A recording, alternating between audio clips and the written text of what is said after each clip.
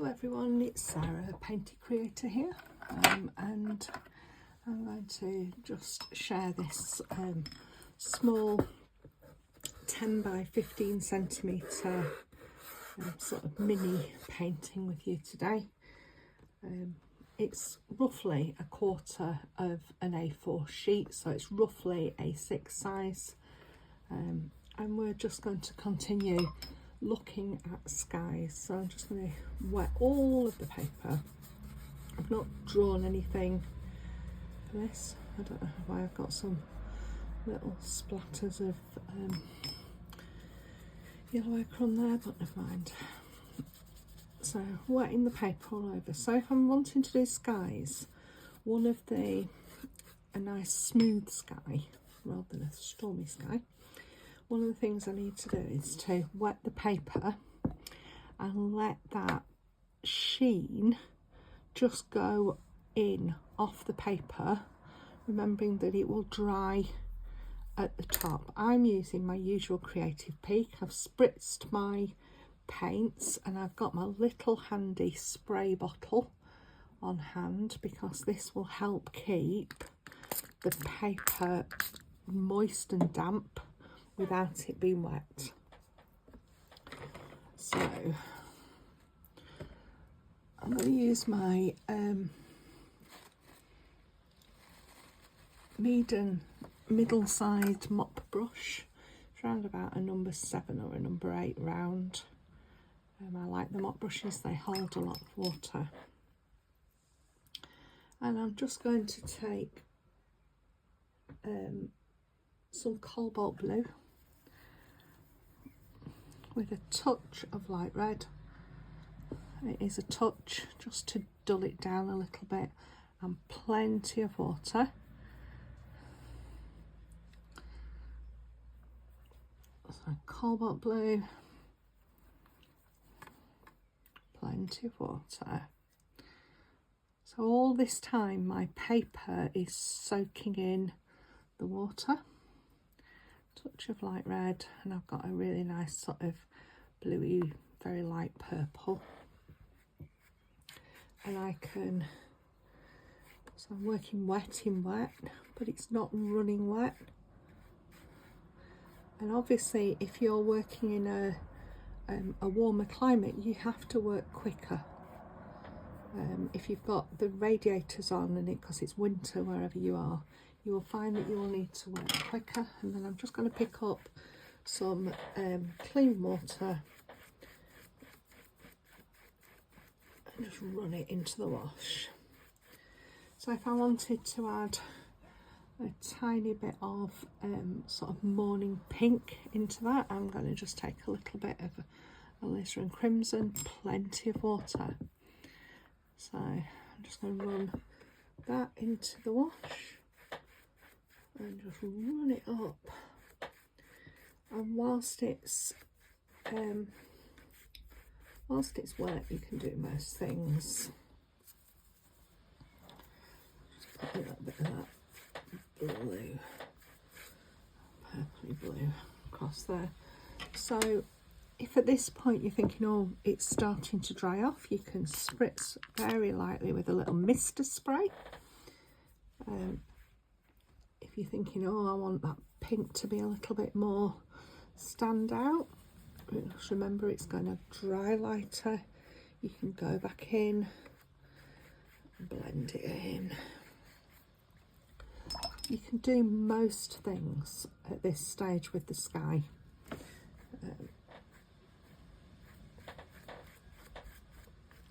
And at this point you can just let that sky dry, and then you can wet it all over again and go back in order to put some clouds in, or you can work clouds directly into it. Now at the moment this is just too wet for me to put clouds in. It's still very shiny, so I'm just letting it settle down a little bit. A nice translucent wash. But whilst I'm doing that, I'm going to mix up some paint for the clouds. So I'm staying with cerulean blue, and I'm going to add a little bit of red light just to take the blueness off, and I'm just going to add in a little bit of burnt sienna just to make a grey. Now this is too watery, so I need to do the same thing but thicker, so more paint, less water. So blue, red light, burnt sienna, and I'm going to just drop a little bit of ultramarine blue into there as well.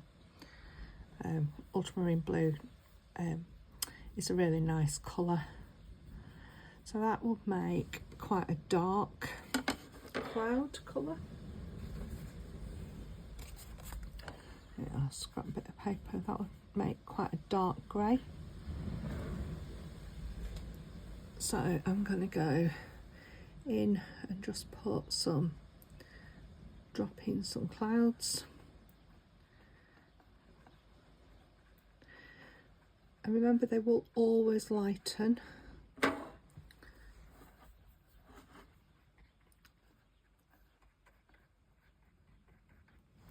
just going to add a little bit more burnt sienna into here, and I'm actually going to add a little bit of alizarin crimson in.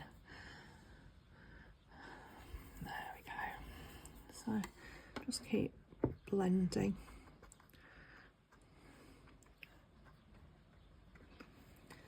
So as you're working with your mixture, if you see that you're getting some harsh lines and you don't want that, you can just give it a little spray, little spritz, and it will help just sort of dissolve. And unlike a photograph, you can change how your sky's looking to support whatever you're painting. So it's almost like a frame or a pointer that you can do that says to everybody, look here, this is the important part.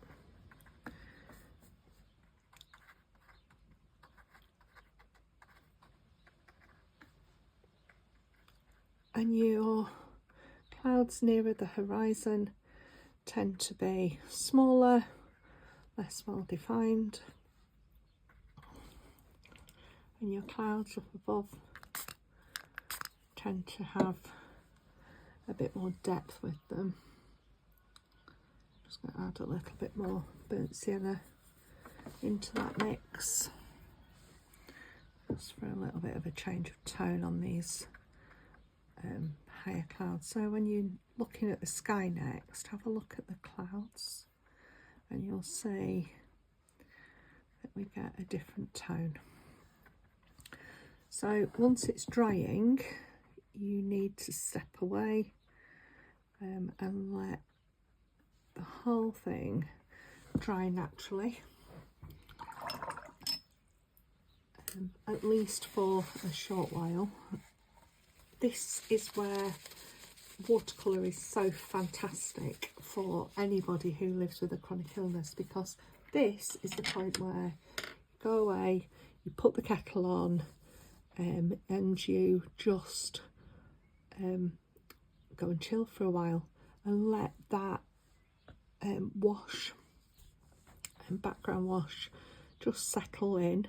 If when you come back it's still a bit bubbly, because this is bubbly because the paper's stretched, then you can get the hairdryer on it. But at this point you really want those clouds to soften into the wash so that they look part of the sky. If you are doing this and you think, oh crikey, they're spreading too much, you can dry it off and then you can re-wet the surface. But a sky like this is a balance between the water on your brush and paper and what's in your paint, and when you go back into the wash, you always want more paint, less water than you think. So I'm going to let this one dry, have a little slurp of my coffee, and I shall be back with you. So here I am, I'm back with you, and this is basically the canvas now for you. Now it's dry, to do whatever you want, foreground wise. And I could just stop the video now, and that would be enough, and just practicing painting your skies like this is a real gift. And these are the colours that I regularly use on my skies or backgrounds, and just play with them and see what they do when they mix together. Different feelings. This is more of a brighter morning sky. If I'd put Payne's grey in there, you might feel a storm coming on with a little bit of yellow ochre or raw sienna into that background. But this alizarin crimson just helps lift it, and that mixture down works well. So I'm mixing quite a contrasting colour really. I'm doing some cerulean blue and some lemon yellow to make a bright green for the foreground.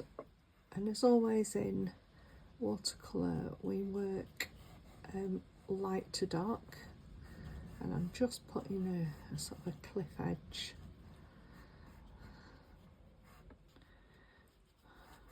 over the top.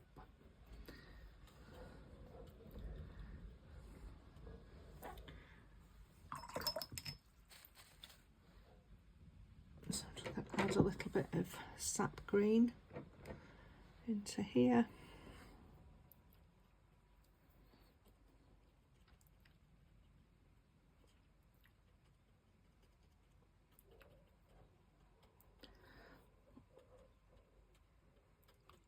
Building that tone up. Then I'm going to add a touch of yellow ochre into that sap green, which will make a nice I can't think of the word, but you know what I mean. Change the green into more of a brownie colour. You could add a little bit of you could have a little bit of burnt sienna. I'm just trying to get some idea of different bushes and textures going.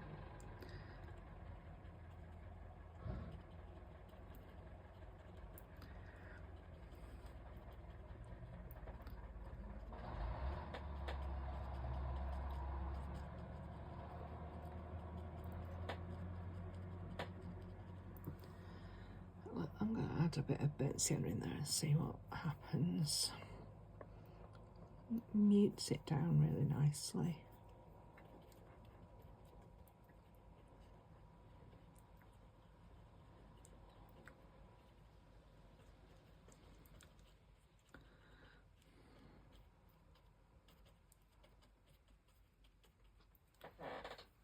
And a touch of ultramarine. Playing with the colour and just mixing colours and seeing what happens is a really lovely way of just playing with particularly green, because otherwise you can end up with very sort of false, non-natural colours.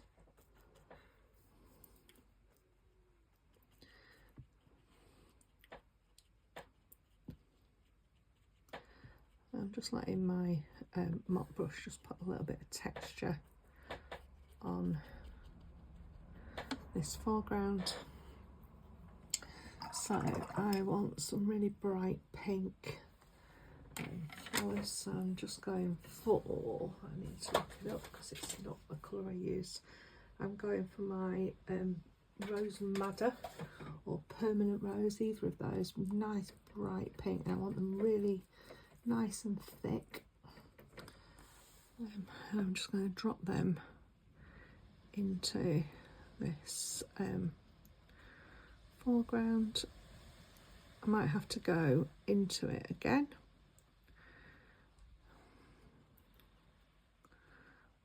Nice little clumps, trying to get the colours random.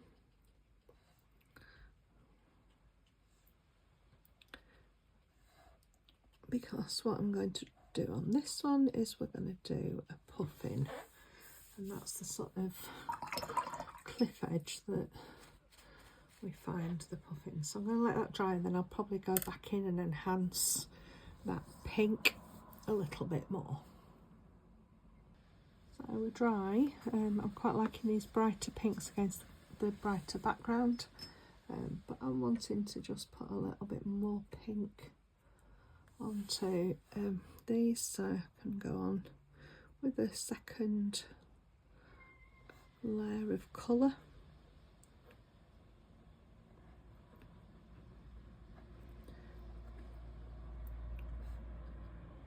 I can do this several times if need be to build up the idea of little blooms.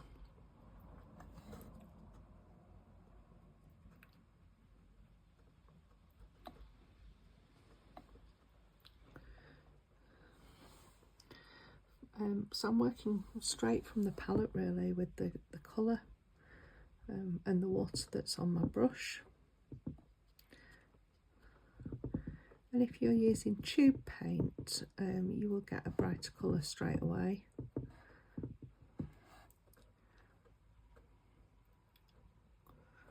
But I'm quite liking the depth.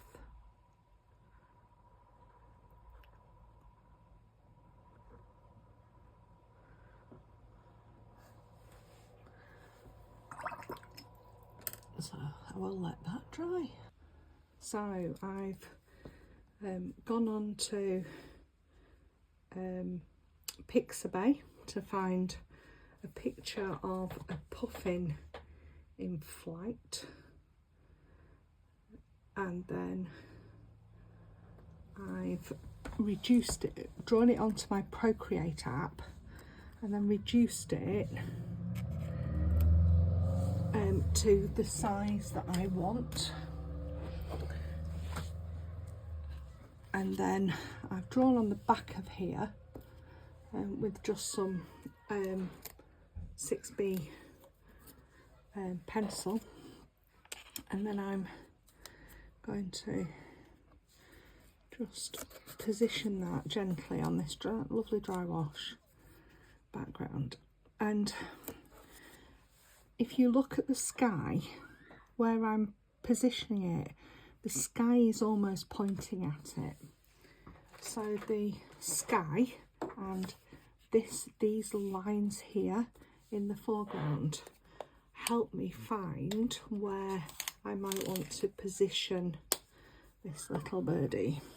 And it is only tiny, so I won't get all the detail that I might do if I was doing a larger bird. We are working on an A6 version of a painting. I might do a larger puffin, but it does give us that sort of sense of being there. Little feet. Now, you might be perfectly wonderful at drawing, in which case help yourself, draw your birds, but if you're not, this is a really good way of getting that sketch down and being able to work. So here's the original puffin of Pixabay, that I'm going to be working with, and here's this little fella. his little beak, and then his eye will be somewhere around there. So at this point, I'm just going back to my little sort of smaller brushes. I did have a really small brush, but my grandson got hold of it. It's got a lovely point on as this. I've just wet it. So I'm going to start with the beak, which is a lovely vibrant red. So this is vermilion red, which is an addition to my palette. You could just use the Windsor red. And I'm just going to add the red of the beak there, and he's got the same sort of vibrant feet, and I think they sit really well against this pinky background because it sort of sits across it.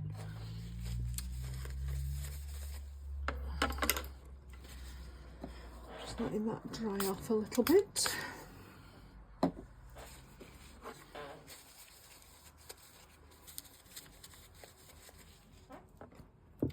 I'm still working with this little number 2 very nicely pointed brush, so I'm going to use some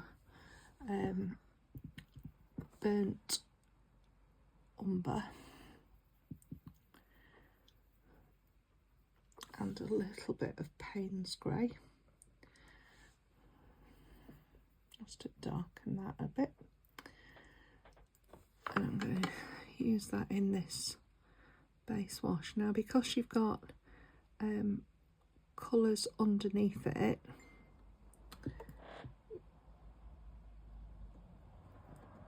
then the lightness will show through if you leave a little bit of a gap.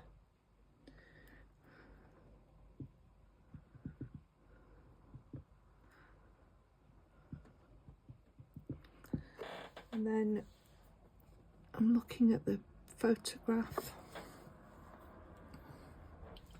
Just going to zoom out a little bit, and then now we can have the photograph on as well. So I'm looking at the photograph, and I'm looking at what I'm painting and trying to marry the two. So I'm just going to add a little bit more Payne's grey into here. So I'm trying to get that sort of variation in the feathers. But it is only a small painting, so you're not going to get masses of detail in a small painting.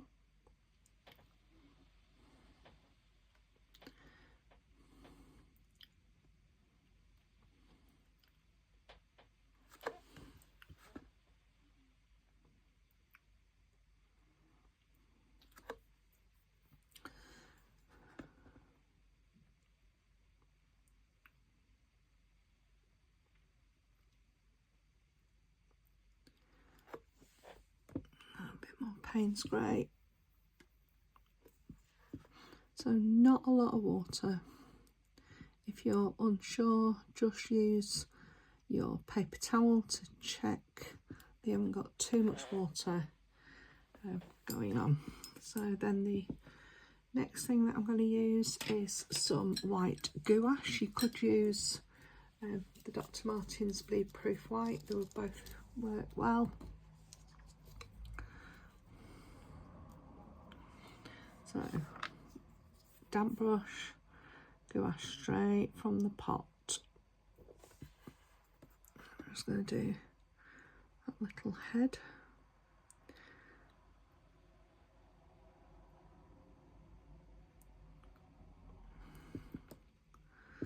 And the body.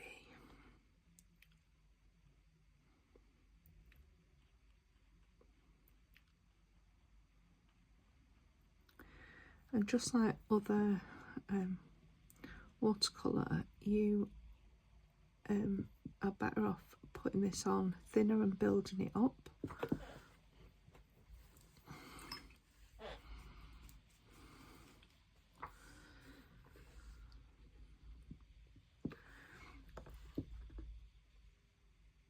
So I'm thinking about where I want the light now on here.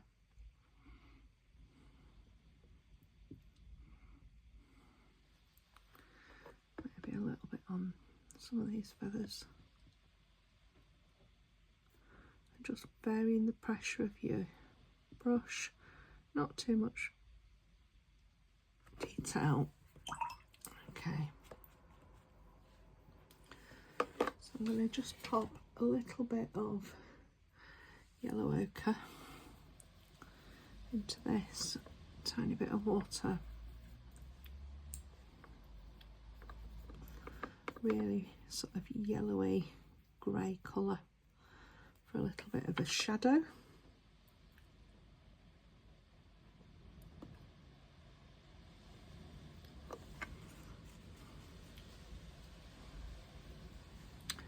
And then just Payne's grey by itself.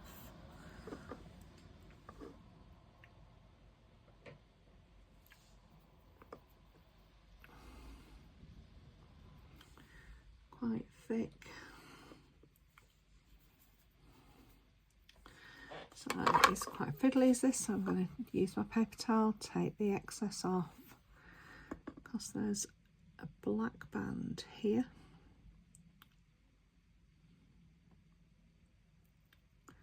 And that goes across his head and into that beak area, and that's where I can drop on the eye.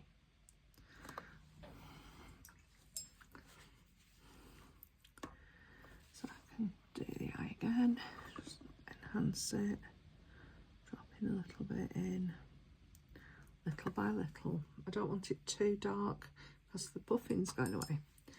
And there we have it, a nice little puffin.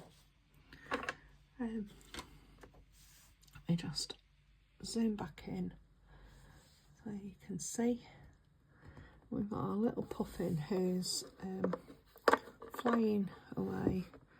Just going to darken this side of his head with that yellow, so his head looks like it's round as well. And I think that's quite cute. So I hope you've enjoyed this little half hour or so with me, and give it a go, why not, and just enjoy it, until next time, have fun, like, subscribe, you know the rest. If you'd like to buy originals, I do have an online shop, that'll be in the description or in the comments, one or the other. And if you'd like to encourage me, you can always drop me a coffee, and that'll be lovely. Have a lovely day. Bye bye.